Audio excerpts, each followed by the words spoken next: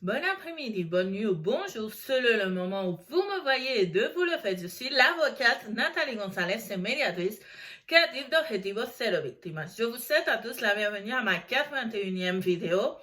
On commence. Aujourd'hui, je vais vous parler de l'impôt sur le revenu des individus à soumettre annuellement, le fameux IRPF en Espagne. Quelle date limite avons-nous et où devons-nous soumettre l'IRPF 2020? Depuis demain, 7 avril au 30 juin 2021, demandez le projet de revenu fiscal en ligne après le présenter.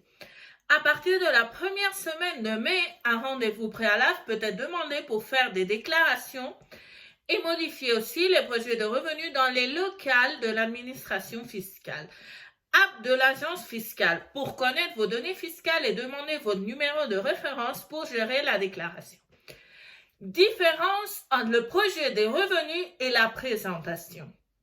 Projet de revenus, c'est le document de notre déclaration, mais attention, il n'est pas présenté, il n'y a pas de trace et il y a des pénalités pour non-présentation. Présentation, c'est lors de la présentation du projet de revenu et de la déclaration, c'est-à-dire que l'administration fiscale en ait connaissance. Notification électronique, vous devez avoir cette option activée. Ils ont la même validité que par courrier, courrier postal.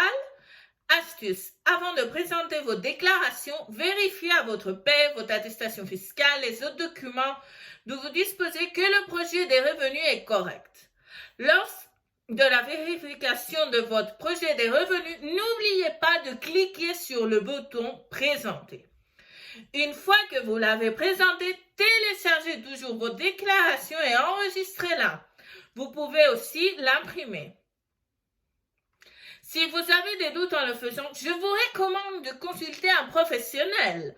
Il faut mieux consulter que de devoir regretter plus tard avec les censures. Cette semaine, sur mon blog avocate.nataliegonzalez.com, je vous ai laissé un tableau récapitulatif avec les sessions. Vous pouvez l'enregistrer et le partager.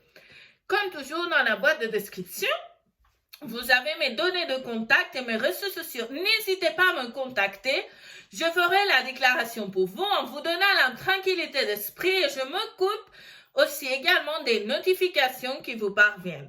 La vidéo d'aujourd'hui se termine ici. Si vous l'avez aimé, souscrivez-vous. Je vous souhaite une excellente semaine.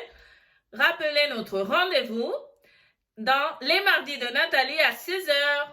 À plus tard.